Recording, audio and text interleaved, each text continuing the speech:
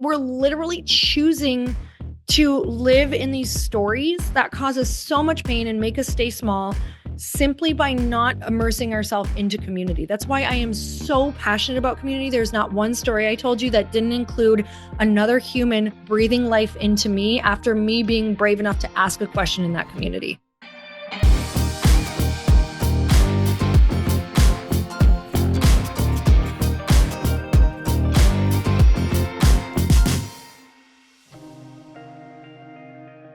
Oh my gosh, Lori, I am so excited to have you on the Manifestation Babe show. How are you doing over there in Wisconsin?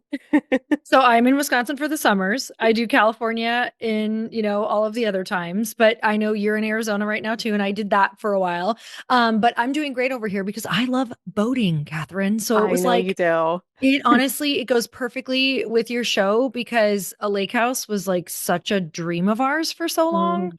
And we were like, one day we were like, why are we waiting till we're like 50 or 60? Like, don't we want to do this while we're young and fresh and we can actually get on a wakeboard? Like, Oh let's my let's God. do this. Yeah. So we kind of shifted our whole life around, rocked our worlds and made it happen. So yeah, it's perfect for the Manifestation Babe show, but I'm so freaking excited to be here. I love your show. I listen to you all the time. So this is like bucket list. Check.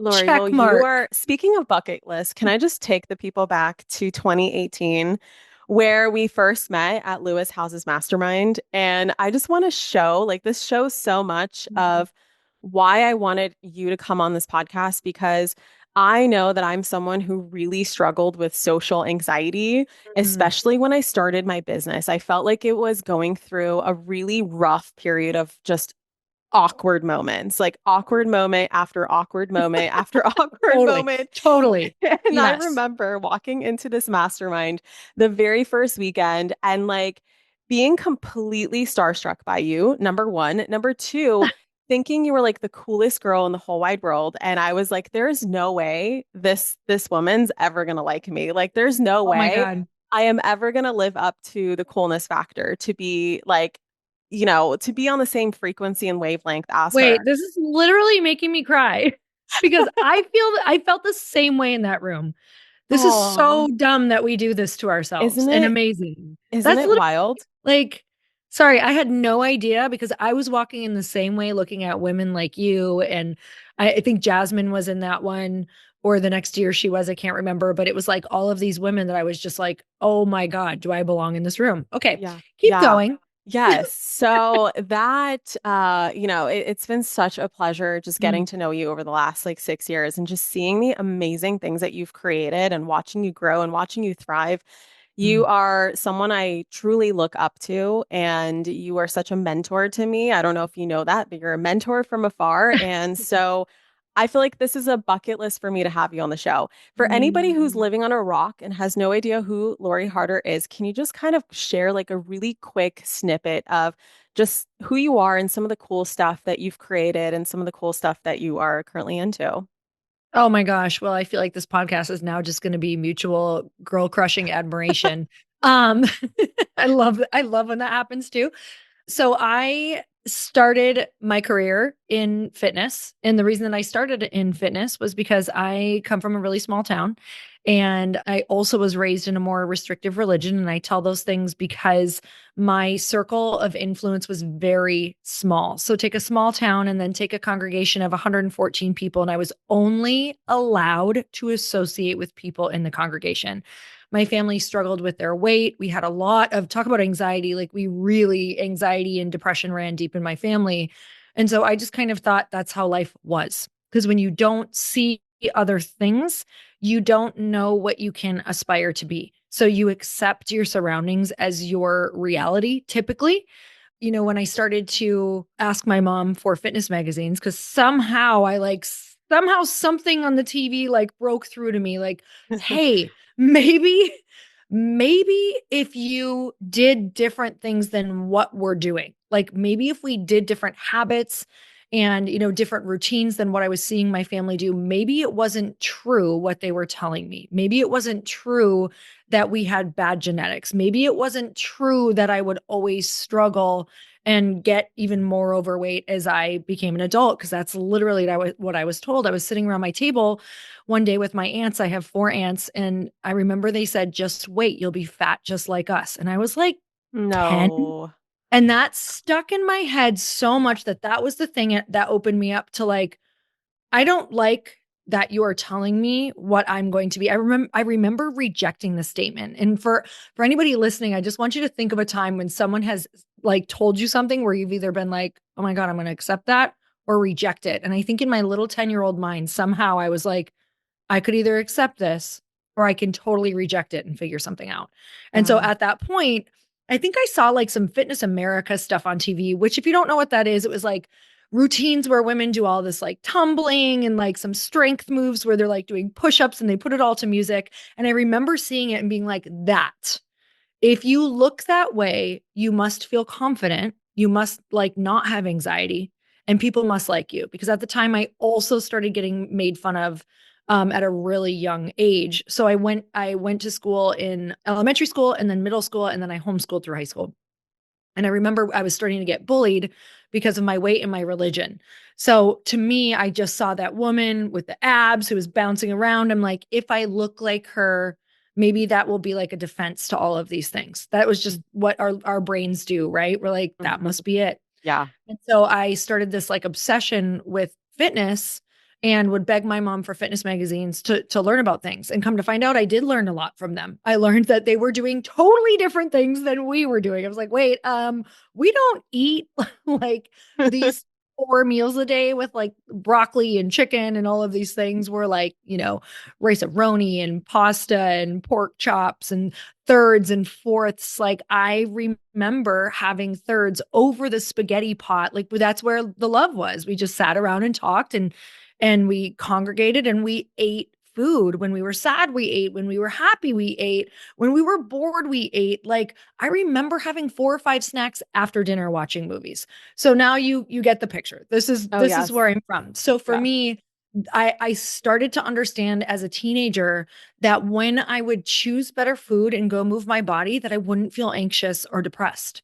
And so right away, I started making sure that I would go and do those hard things, which hence I have a podcast called Earn Your Happy. It was like this realization without putting words to it that I need to go and do these things to feel good.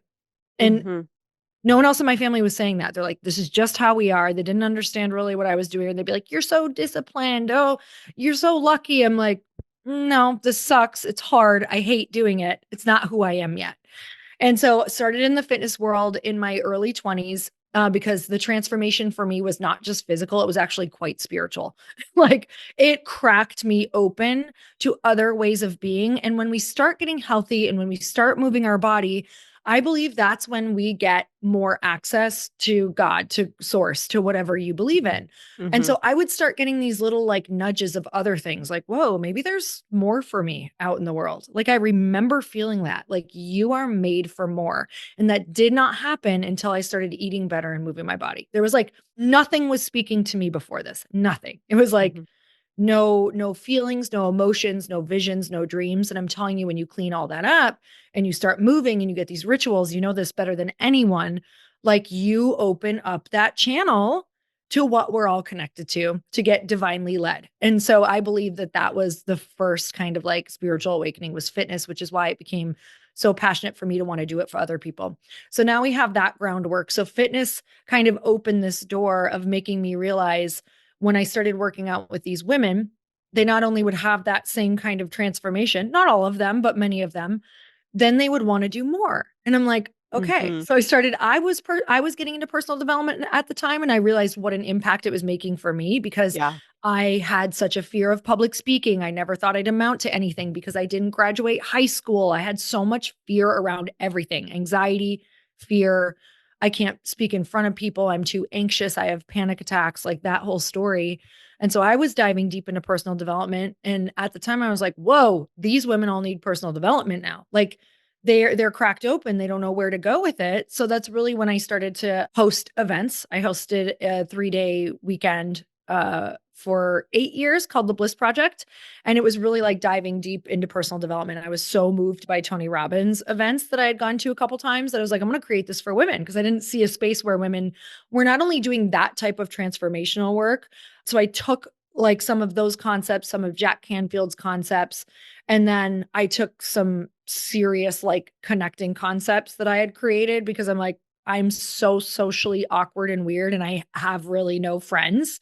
How do we make sure that they can have friends? So personal development, connecting women became such a huge part of who I was, which then I wrote books, did podcasts, got into Yeah. network marketing for a while, which was selling Uh-huh. supplements and shakes because that all relates. You can see how it all relates in the story. And now I just launched a physical product called Glossy, which is a skin routine you can drink. So Which is that's about amazing. 15 years summary. Lori, we have such a similar story. It's actually Mm. kind of scary. Like, Mm. besides growing up in a small town, like I grew up in Los Angeles, we can't say that's a small town. Right.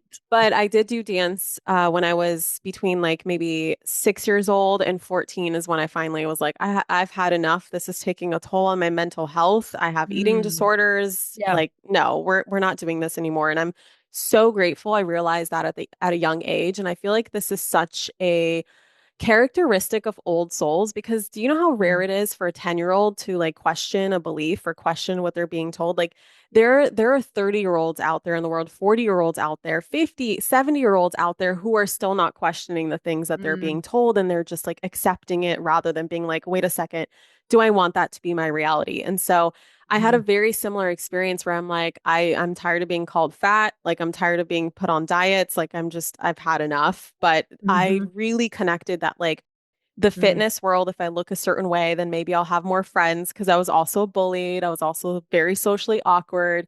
Fitness, I got into network marketing. It led me into personal development. Now I do Wow. manifestation, babe. And I'm also like really toying with I've just had such a vision for like a some sort of a physical product good. I'm very into like me and Natalie Ellis are like each other's go-tos for like what supplement are you currently taking right I now? Or love like we're that. just like Yeah. going back and forth, which is so fucking awesome that she's her co-founder now because it is such a beautiful like mesh of all these passions. But anyway, as you're telling the story, I'm like, me and Lori are the same person. So this is really awesome because I have very specific tailored questions to ask you then, just like as you're sharing the story, like in terms of, when we look at you now, you're on these stages and also the Tony Robbins events too. Like I had my whole spiritual awakening at a Tony Robbins event. So, you're hosting these events, you're speaking on stage, you come across as incredibly confident and you have such an amazing network around you and community of women and you're just like fucking thriving in it. And you wrote a whole book, A Tribe Called Bliss, which is like this handbook to how do you build a community. I want you to just walk us back for a second. Like, where did you start? And like, what are the specific tangible tools or practices or anything that you use that you can really guide someone or help someone who is struggling with social anxiety and really wants to put themselves out there. They want to build a business, they want to speak on stage, they Mhm. want to, have influence in the social media space, but they're just like shaking in their boots. Like they're just Mm. like the thought of standing on a stage and speaking in front of people or even doing a podcast episode, like their nervous system Mm. just can't get past it. And I'm super curious, like, what is the thing that worked for you? Well, I have multiple things. Like I'm still discovering things and as Mhm. I go into new experiences, I have to figure out new tools that will work in that particular scenario. Yeah. So it's always trial and error, but the first thing that I learned that helped me was just like shame can't exist in the dark, like when you speak it out to the right people, anxiety dissipates when you speak it out loud. Mhm. So, anxiety is the most, I would say, and I don't have statistics for this, but I'm telling you, I ask these questions all the time on my podcast. I'm almost 1,300 episodes in.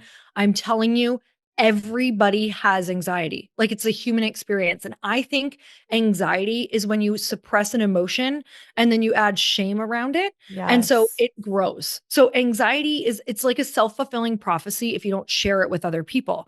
I actually think anxiety is the quickest thing that can help connect us as well to be like, hey, this is anxiety is just like I'm doing something new. Like we called it something different. I think we just called it fear when we were kids, like before riding a bike. But Yeah. now like this very complex adult name of anxiety and you think you're isolated. And I'm like, we all got it, friends. Like we've got it pretty bad. So I think the first thing is bringing it to light. So when I wanted to speak, because I knew that that was something that I wanted to do, I saw these people using these platforms. It was my world was rocked when I saw Tony Robbins, like part of like speak on stage and how that can move someone to transform just by somebody speaking. That blew my mind.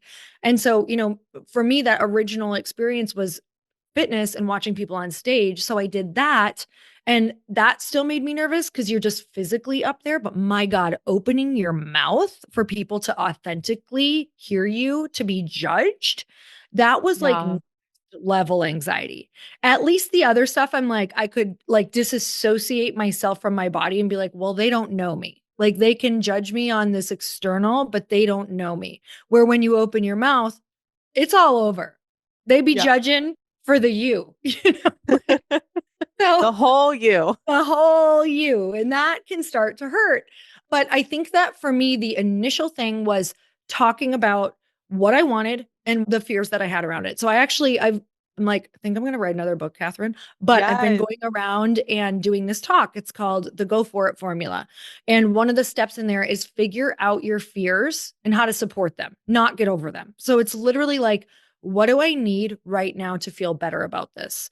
So, one of the first things that I did was I knew that I wanted to speak in front of people, but even meetings at work, like I worked at an LA Fitness and they would have team meetings and they would have us like kind of like talk about different things, or I would have full blown panic and anxiety all morning long, knowing I'd have to speak in front of 8 people. And it would get crazy. I'd like lose my breath. I'd get dizzy, like I'm going to pass out. My heart would start pounding and I would feel like I was having a heart attack.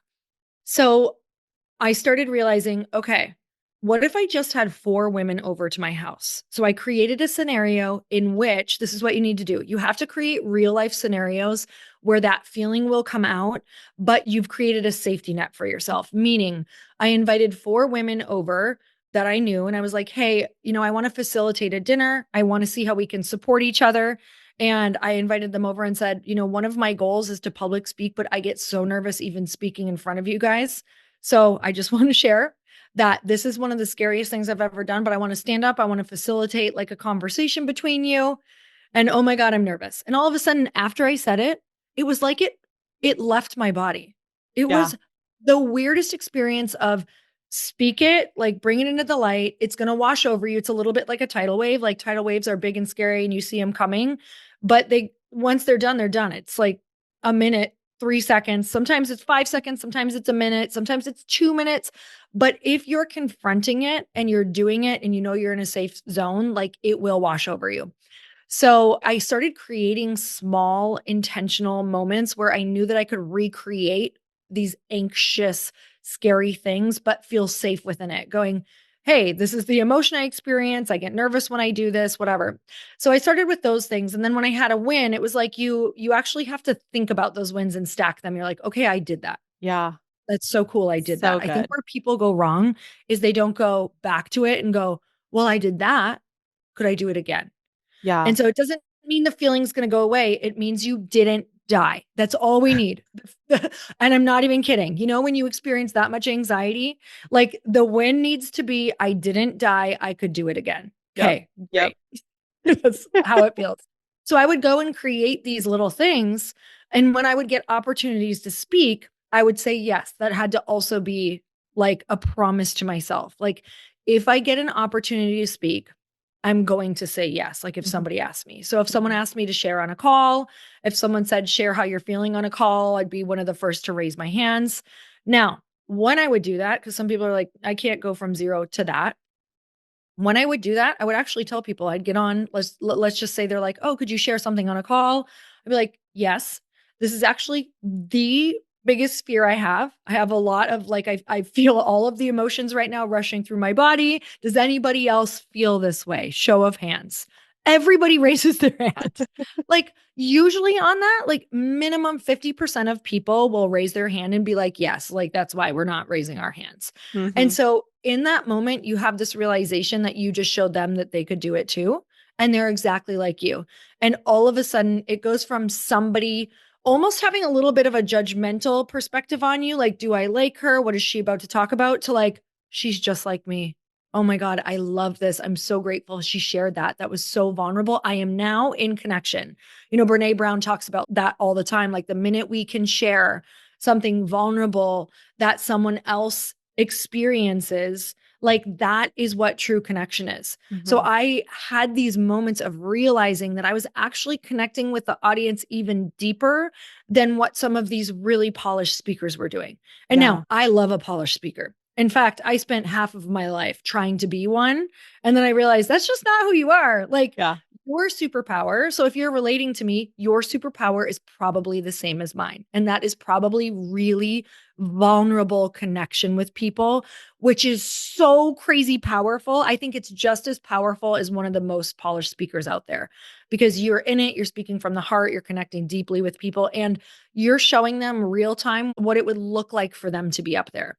So I think having all of these tools and this like idea and leaning so hard into that belief, because I can tell you this and you can hear it, but you're going to have to go and choose to believe this and tell this Yeah. to yourself over and over and over again after this. I So love that's the that. work. That was the Yeah. work. Yeah, I love that. And it's like acting then on the belief is like what Mhm. really solidifies it because you can also Yep. think it, affirm it enough, visualize it enough. But then, like you said, you invited the four friends over, the four women over, like you, that was the action where you could actually practice now that affirmation, that belief in real time, and then cause like a whole transformation within yourself. Just even if it was just you saying like, hey, y'all, I'm nervous. Like, I'm so Yeah. scared. This is so hard for me. Something I wanted to point out that has been a really useful tool that I started to use myself because it's felt like a lifelong journey for me of really overcoming fear of public speaking. And even to Mm, this day, it's like still something I struggle with. But like you said, saying yes to opportunities, like knowing that everything in your body wants to say no and hide. Like you said, shame mhm. wants to hide, shame wants to be in the dark. But just saying yes is like something I'm like, yes, Kathrin, just practice saying yes, just and you'll figure it out when we get there. Figure it Like out. on this day at this time, you'll figure it out. But just until then, say yes. And the stacking of the successes is such a massive thing that I want people to understand because I think that so often, I think people can get stuck in doing this big thing and then Mhm. pointing out all the ways in which they messed up or oh shit, Mhm. I made a mistake there or oh no, I didn't say that or I forgot Can't this do that. part and then they ended up stacking their failures, which then made it scarier and scarier and scarier to then pursue it again. And I love that you Mhm. mentioned stacking successes because that's what I've noticed within myself, like this inner critic would just come out and instead I'll be like, oh my God, Kathrin, like that was so good. The way you said that was so good. And I Mhm. would just hyper focus on that one sentence that I really liked the way I said. And I Yes. saw how other people reacted to it. And I could see that they connected with it. And that's all I'm going to take with me. And I'm going to move it to the next experience and then move it to the next experience. And it'll stack, stack, stack, stack, stack. So love That that. is such a good point. I just want to layer onto that because I know a lot of people's anxiety comes from like either what if I say the wrong thing Mm-hmm. or, what if I sound dumb up there? And you have to lean into again exactly what you said, like the belief of anything that comes out of your mouth is actually perfect. Let's just go like worst case scenario. Even if you did sound dumb, even if you said something wrong that one person in the audience doesn't like and they come up to you or they message you or whatever, because honestly, even people who say really dumb stuff, they're not going to get a ton of feedback. Like, you don't Right. really know. I still think that that was the right thing. So I have a belief that even if I say the wrong thing, it was still the right thing because it gave someone freedom. Like, let's be super honest. Have you ever been in an audience where you're like intimidated by a speaker and all of a sudden they say some stuff and you're like, I feel like maybe I could be up there. Like, I feel like I could do Yes. just as good of a job. Like, Yes. I feel like this Yes. isn't that great of a talk. Yes. And you're like, thank you so much for that. Cause that just like Yeah. showed me. And that it's such a gift. everybody says dumb stuff and it's okay. It Yeah. didn't destroy him. It didn't ruin the talk. It didn't like nothing. You got over it and you were on to the next thing. So I think that we are always being divinely gifted the right and the wrong thing to say because it's shifting somebody who needed it. And I know you must do this. I feel like all amazing speakers I'm obsessed with do this, but it's like before you speak, even on a podcast or on stage, you're like, give me the words that I'm supposed to say. Like, let me be the Yes. channel. And Yeah. if something comes out of my mouth where I'm like, wow, I'm like, well, you gave them to me. So this is on you. It's on you, God. I don't know what On that you. was. Take care of this. Like, I swear there was one night where we were actually in the middle of our move to Scottsdale, finally, into this house. And that week I had to speak at a mastermind. And my husband and my mom were back in Vegas, just like gathering our stuff. So I came alone with the baby and I had my grandparents meet me here so mm, that I could have like some babysitting help while I'm at the mastermind. And right. I swear to you, that night before, my son woke up 9 times. He was not a newborn anymore. That was not normal. But for whatever reason, he chose that night to wake up 9 times. And one of the times was like from 3 a.m. to 4:30 a.m. So like a Mm, 90-minute period. And all the parents out there, you guys know what I'm talking about. It's like the worst feeling in the world. I shit you not. I'm having breakfast the next day, which like literally after being awake 9 times. And I'm crying into my breakfast because I'm like, I have no idea how to formulate thoughts right now. How yep. in the hell am I going to go and inspire people? Like, who am I going to inspire today? There's going to be absolutely nothing I say that's going to make, first of all, be of interest and second of all, make sense. So Mm, I literally said a prayer. I'm like, God, I need you to talk through me because I'm just going to open my mouth. My brain doesn't work. Please don't use my brain. Just like let me speak your words to these people. And it ended up going great. And like apparently, because the mastermind host told me afterwards, like everyone were so moved that things mm, that I said would come up every single day of the mastermind. And people were very, very moved by it was like a Q&A session, but it was 2 hours long. And my brain was like completely fried afterwards. But it was like, I have no idea. I can't tell you, Lori, what I said. I have no idea what the questions were. I have no idea what I said. And I'm pretty sure there was one question that a man asked me because I specifically remember he was like, how would men approach this? And I'm like, dude, I'm so sorry. This question's not computing. I'm not a man. And so it's even harder for me to compute it. I just don't know. Like, can someone else answer this question? And that's everyone such a beautiful answer. and everyone laughed. And Yeah. even someone in the audience was like, thank you so much for showing Yes. us that even as us experts in whatever field we're experts in, like it's okay to like not know Exactly. the answer to everything. So Exactly. I used to be I hope people are loving this because that used to be one of my fears. Like I remember watching Gabby Bernstein. I used to like follow her every book she did. I'd go to all same. of her stuff. And she loves Q&A and she crushes it. And I was like, Luscious. "Oh my God, how does she have an answer for everything?" And I remember being so nervous like, what if somebody asked me a question I don't know? And then you have this realization later when you become a more seasoned speaker and you're like, "Do not try to answer questions you don't know." Like I've been on full blown panels at where I'm the only woman up there and it's like a bunch of dudes who are, exited their companies for hundreds of millions of dollars. And I'm like, what am I doing up here? And what if I can't answer a question? And I've still been like, oh, I don't know that one. I'm going to hand that one down to you. Like, big Yes. deal. It doesn't, Yes.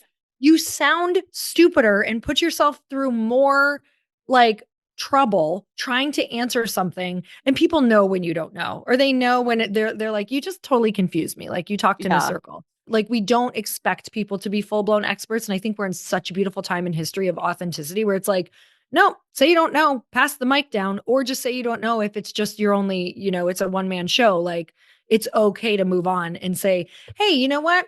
I'll try to get to that later or try to source that question from the room later. Let's see who we can get her answer. That's what I'll do at some of my events. I love that. Okay, for anyone who doesn't want to become a speaker but wants Mhm. to build authentic friendships Mhm. and in a community, because I feel like so many people, especially as we become more virtual and like the internet just grows and grows and grows, I feel like people just feel so isolated and so lonely and are really like I constantly get asked and I'm like the best person to answer this question is Lori. Because people always ask me like, Catherine, how do you like find people out there in the real world Mm. and actually meet people, and how do you build like a community where you meet in real life and you Mhm. trust these people and you connect with these people and you feel like you belong as part of some sort of a circle. And I feel like for human beings, it's like one of our top needs It is to feel is. connected. And we struggle so much in the mental health sense when we don't communicate and be in community with other humans. So, Mhm. what are some of your tips? Because, like I said, you have a whole book on this. And for Mhm. anyone who hasn't read A Tribe Called Bliss, please go ahead and read it. It's so freaking good. But for anyone listening on the podcast, like, what are some tips and tricks and hacks that you can share? Thank you so much for that. It was my biggest, you teach what you need the most, and community was what I needed the most, and I didn't understand how to build it. So I really, I think the first important thing for people to hear is that it takes time. It really does. But at the same time, when you look at your life right now, whether you're 30, 40, 50, like really a beautiful community can be built in 2 to 3 years. Like I feel like I've created best friends in like a year's time, but I kind of do the accelerated version, which I'll tell you about that stuff too. Yes. You have to do a lot more in person, but man, the connection that you can build dropping in for weekends at a time, even like 2, 3 times a year, life changing, literally life changing. Because it can take a full day to actually crack the like the introverted shell that a lot of us can get. Mm-hmm. So imagine like that first whole day you're almost dropping in with each other, and the second day you're like, "Oh, now some of the real stuff can come out." The third day you're like, "Oh my god, this is what people talk about where you're comfortable, you can be quiet, like the real things are coming up, like you're kind of like allowing yourself to be more you." Like it's so beautiful. And I don't think you can get that until like sometimes the third day. So, okay, Yeah. let's work backwards though. Online community is a little bit challenging because we think it's community and you feel connected while you're on, but I find I feel pretty disconnected afterward. I'm like, that was Yeah. really nice. That made me feel a little bit better, but Yeah. I still don't have those friends that I feel like I can text when I'm like, hey, I'm feeling lonely. Like, you know Mm-hmm. what I mean? Like Mm-hmm. voice note friends. Yeah. Hey, SOS, feeling a little depressed today. Can we jump on a call or whatever, whatever. Yeah. I do think that that's important to go and, whether that's a mastermind group or group coaching, those things are really important. They're vital. But I'm talking like next level community where you feel really solid in your friendships. One of the things that also helps with this is categorizing friends. What groups of friends are you looking for right now? Do you need more support in your business? Are you looking for more entrepreneurial friends? Or are you someone who's like, man, I feel like I don't have that good girlfriend who maybe I could go on trips with or do activities with. Do you want more of like that type of friend who's going to go with you on vacations and love to explore and love to do a little shopping, things like that? And this is really important, like categorizing who goes in what category. It's important because what's going to happen is we're going to put an expectation on our business friends to be our travel buddies. Mm-hmm. And I have met many women who are my like absolute insanely amazing business friends. We mastermind, we go do mastermind weekends together, but they're not going to be the girl I go to Italy with, eat spaghetti, drink wine, travel, talk about like all the things. Like I actually have some friends who are like, I only want to talk about business. So that is the important differentiator of what type of community are you establishing. And once in a while, you're going to find a girlfriend who's going to be both, but that's a little more rare. But what happens is if we have the expectation in these friend groups and these connections that we're creating, is that we're never going to feel connected to anyone because we're always going to be in a state of expectation hangover, holding them to another standard. And I had something that I call in my book a best friend checklist that I didn't know I had. So I was trying to create this community, but every time I would like get in these groups with this women, I'd go down the checklist. I'm like, they have to love business, they have to love fitness, they have to also like drinking wine. They have to also love, they also have to snowboard.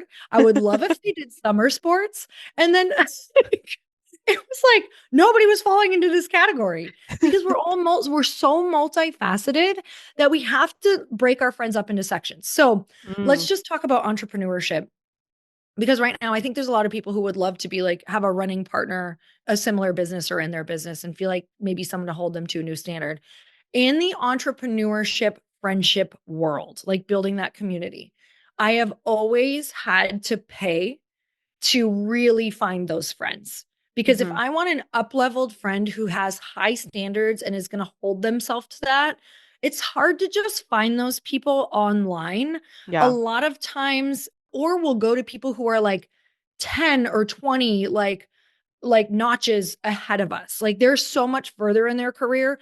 That's not going to be your running partner. They're way too far ahead of you.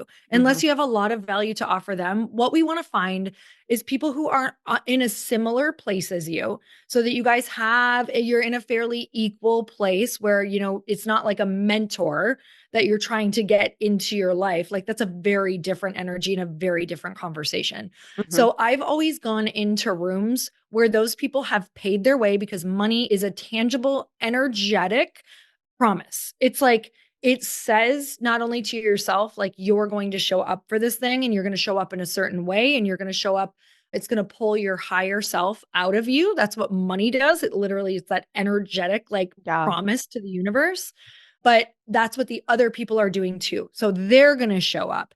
They're going to want to show up for you. Like they're going to show up as their higher selves. So you and I met in a mastermind.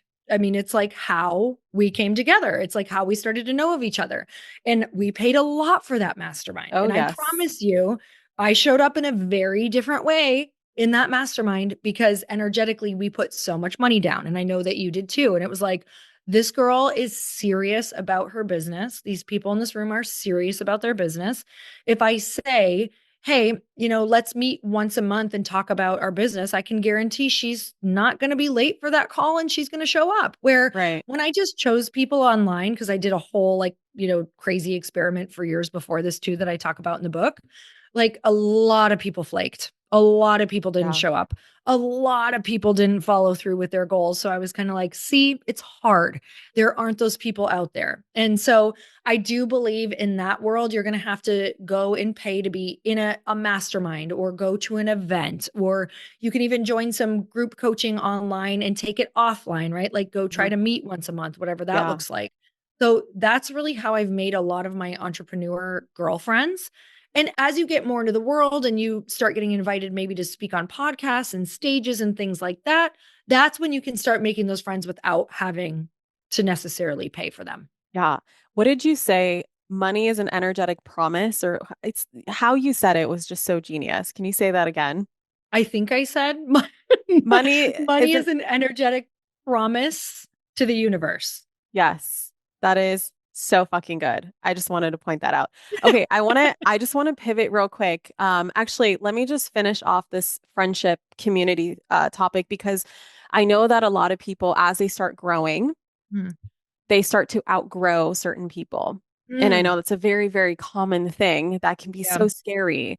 Do you have any sort of advice for anyone who is afraid of that? And if so, like, what do we do? Do we remove certain relationships from our lives that are holding us back? Do we stay friends with those people? Like what do we do, Lori? Because people are always stressing about this concept of, oh my gosh, I feel like my current friend group is holding me back. They're not really having the same dreams as me. They don't really have as big of a vision as me. I feel like if I continue to hang out with them, I'm just going to be stuck in this little community forever. And I really want to take myself out there. Mhm. So, how do we like mitigate that? What's interesting? We can have a lot of guilt around this. And just even, I was really listening to the wording that we use when we're in that place. And it's like, my friendships are holding me back. They're not holding you back. They're keeping you the same and they're not pushing you forward. So it's kind Mhm. of like, okay, this group of people are very, and maybe they're not satisfied, but this is where they're going to stay. And if I stay here, I'm staying too. Like, Mhm. it's just, it's why our parents didn't want us to hang out with the bullies or the mean kids, was because we become the people that we hang around. Yeah. And so, if we can first start looking at it like that, instead of like making them bad necessarily, I think that also helps. Like, oh God, I have to get rid of these people. They're such downers. Would be totally true. Had them in my life. But it's like, okay, let's go find people who are going to push me forward and hold me to that higher standard. And I think the most challenging like lie or belief is that we're supposed to, if we're friends with someone or have someone in our life, we're supposed to have them on our whole journey. I think it's the most debilitating thing that we can possibly believe, because it will keep you just stuck. Kathrin, what happens when we stay in a group that we've outgrown, let's just say we choose to stay, Mm-hmm. you actually start to resent them. Yeah. Like, you actually start to not like them. You don't enjoy your time. You make them bad. You're kind of showing up crappy. So it's not a favor to them to stay. It's actually not a good thing because is it Carolyn Miss? I can't remember how to say her last name, but she I does think sacred so. contracts. Yes. Like, so she talks about sacred contracts. And when I learned about sacred contracts, it means like everybody comes into your life to fulfill a contract.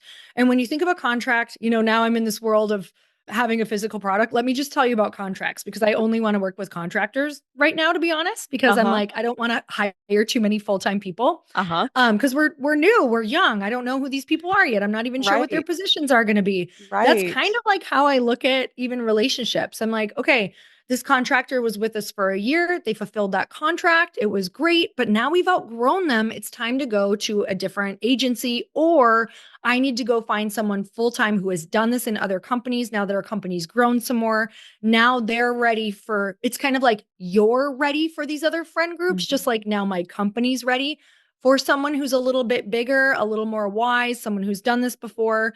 So we're fulfilling contracts with each other. And what happens when you overstay these contracts is that's where people start using words like toxic.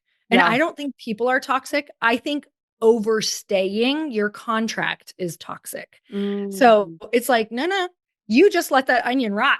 You just stayed way too long.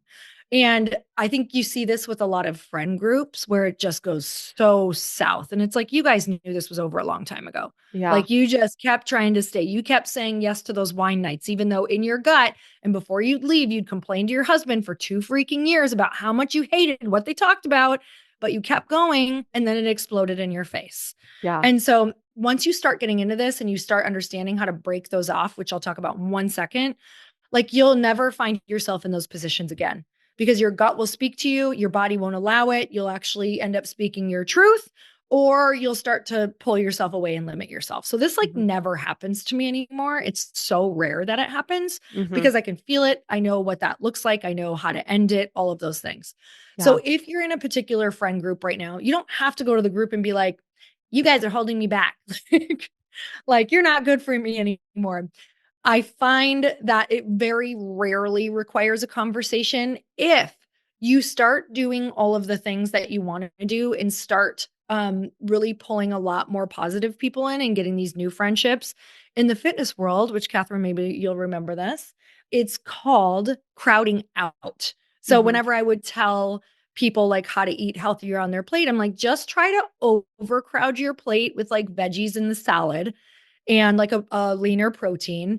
And then if there's room for anything else, you can put it on there. Like, but just Yeah. like try to overeat on the healthy stuff. Yeah. And all of a sudden you'll notice you're just like, okay, well, I'm kind of full because I ate a crap ton of any type of vegetable and whatever I wanted. Right. So in this concept, it's like overcrowd yourself with positive people, overcrowd your schedule with events and workouts and different things that this other group is not interested in. And you can invite them along, and if they come, great. But honestly, they're probably not going Yeah. to, they're not going to stick to it. And Yeah. all of a sudden you wake up and your schedule's packed and it's like, I'm so sorry. These are my goals. This is what I'm into. You're more than welcome. You're more than invited. But for what I want to do, or for, I need to feel good in the morning because I have this, like, you can just explain it. And yes, you're going to have moments where those people say, ooh, she's too good for me. I had that more than I can tell you. Like, Mm-hmm. oh my God, she won't go out with us anymore. It's because she's too good for us. Oh, I had one where it was, oh, she only hangs out with rich people. So one of my, and I was like, interesting. Okay. Cause I was like starting to hang out with, like people who had businesses and were Yep. doing different things. And Yep. I had owned a gym and I ran these big workouts called Sunday sessions. And I remember this was one of the hardest moments for me that was like, when you're separating those friend groups. And I had a couple of the girls say, she only hangs out with rich people. Don't pay her. So they started telling all the girls who went to my workouts. So they would start these gossip groups and then they started a workout and half my people went. Like, they literally left. Now, a quarter of them came back because they were like, oh, Like we see what they were doing. Okay. Yeah. And Yeah. that's what it's going to be like. This is going to happen a couple times to you. It's going to rock your world. You're going to question yourself. You're going to go, am I in it for the money? Am I this person? Because it makes you feel awful. It makes you question your character. Sit with that. Sit Hmm. with why you want the money. Because I know, yes, do I want the things? Of course, we all do. We're human. But once you get the things, you realize that there's such a bigger purpose, and you're really doing it to crack people open, to have people not struggle, to be able to help people, to donate to charities, to be able to invest in women's huge dreams, to truly prove like the world is abundant, you can be abundant, you pass on your abundance. Because when good people make money, my husband says it all the time, when good Yeah. people, make money, they do great things. And it's like, that is what happens. You have to believe that. You have to let it be okay if there's chatter, because they're chattering about everybody. So you don't have to worry about it. Doesn't feel good when they leave, but just know if your intentions are true, like pure, if you're like, no, this is because this is my purpose. This is because I believe everyone should have abundance. So I have to prove that to myself. Like, I have to let it be okay that I love money. I have to let it be okay that I'm ambitious and I have aspirations. I think it's really good when it happens because it gets you clear on who you are.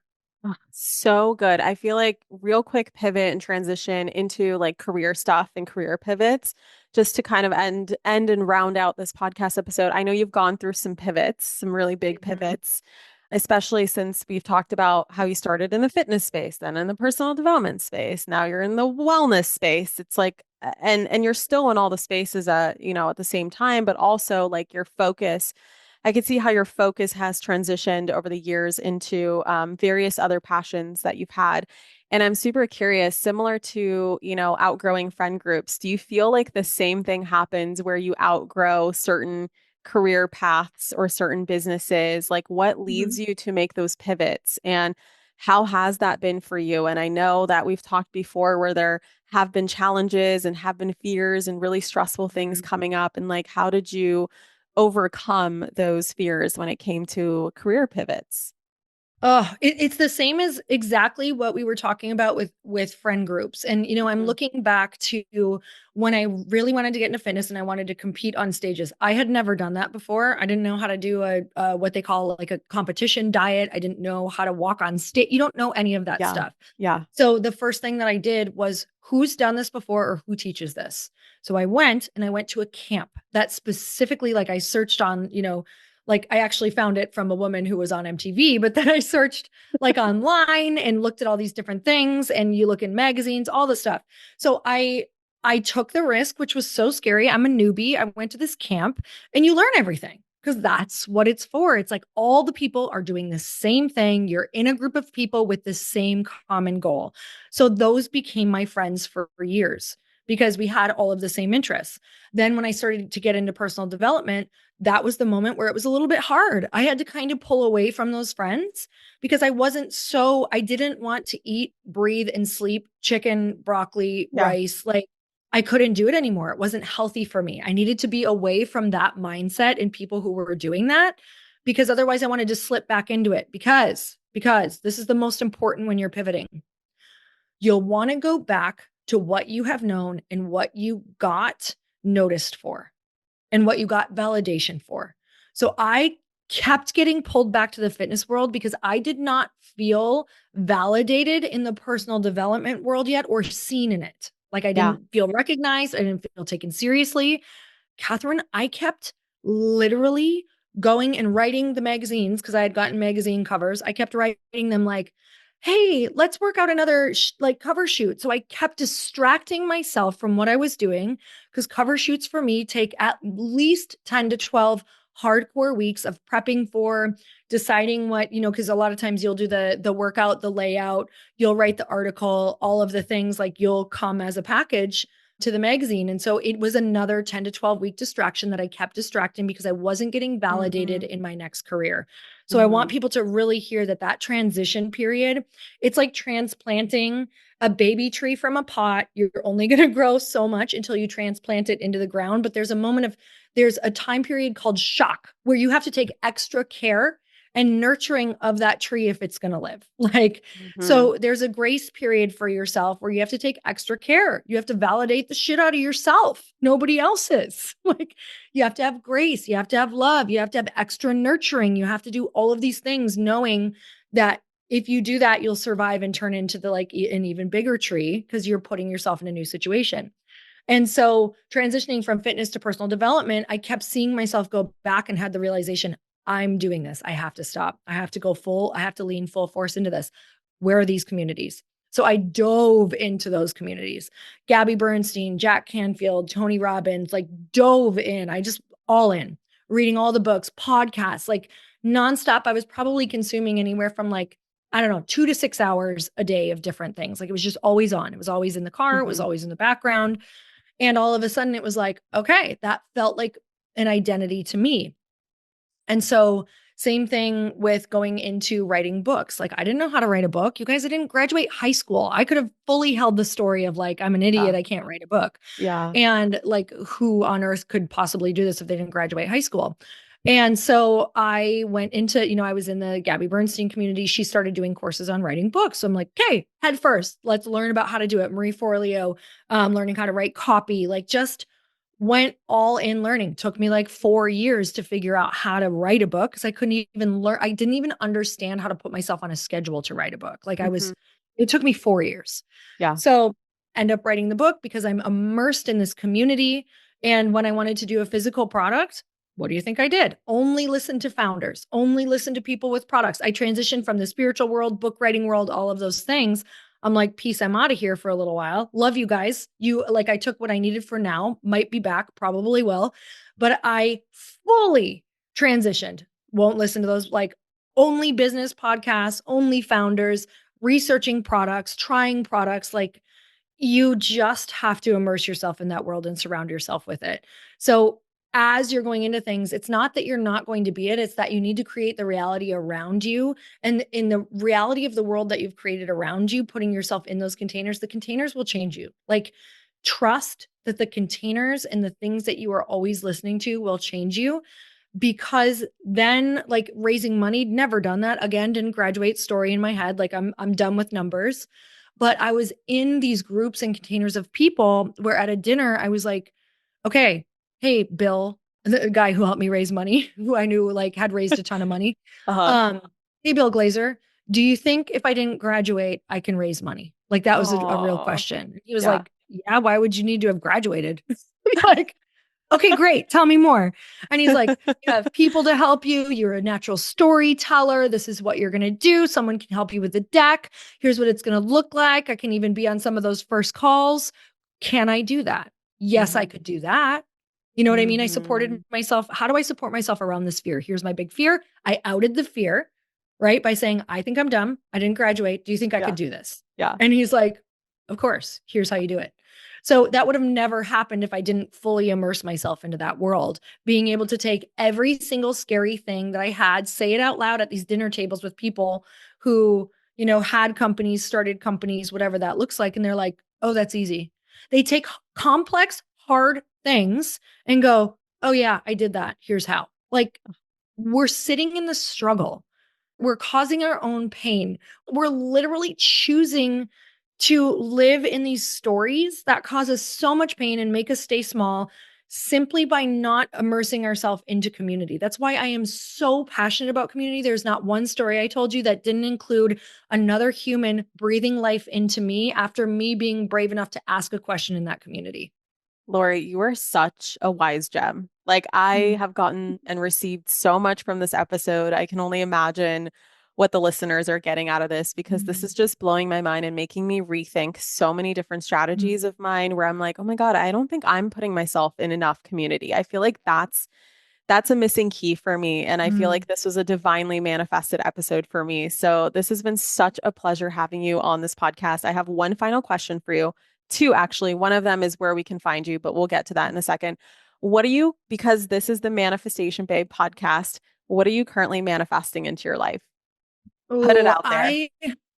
I love my company, Kathrin. I am so obsessed with Glossy. I feel like it's every single thing that I have learned from every story that I have told you, and that I get to use all of my favorite skill sets that I have and be fully me in this beautiful community. So I am manifesting.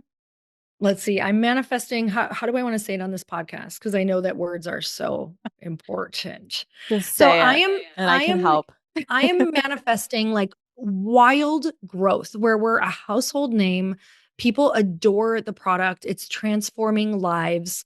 And I'm manifesting that this becomes a household name and a beloved product, and that we can keep up with the growth in a beautiful, sustainable way that allows us to really nurture the community.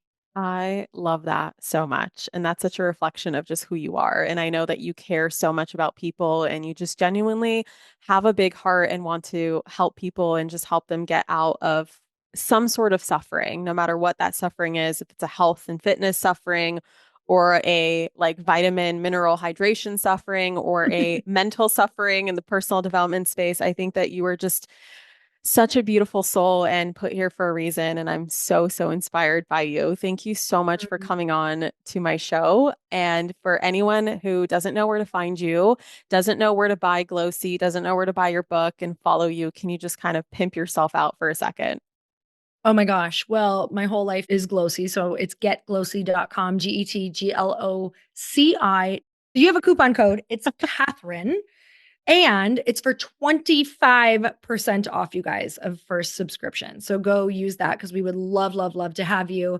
And something really cool about it too is if you are a subscriber, we have a call that we do every single month because we're cultivating community. So for 45 minutes, it's either me and Natalie Ellis of Boss Babe, or me and an amazing freaking guest. People like Kathrin, people like, a lot of the entrepreneurial women who have rocked my world. So you not only get your subscription, but you also get bought into an amazing community of go-getters, glow-getters, we call them. But that's where you can find Glossy. And then I'm on Earn Your Happy, which is my podcast. And then on Yes. Instagram, it's just Lori Harder. Amazing. Well, thank you so much for coming on. This was so much fun. Anytime. Yay.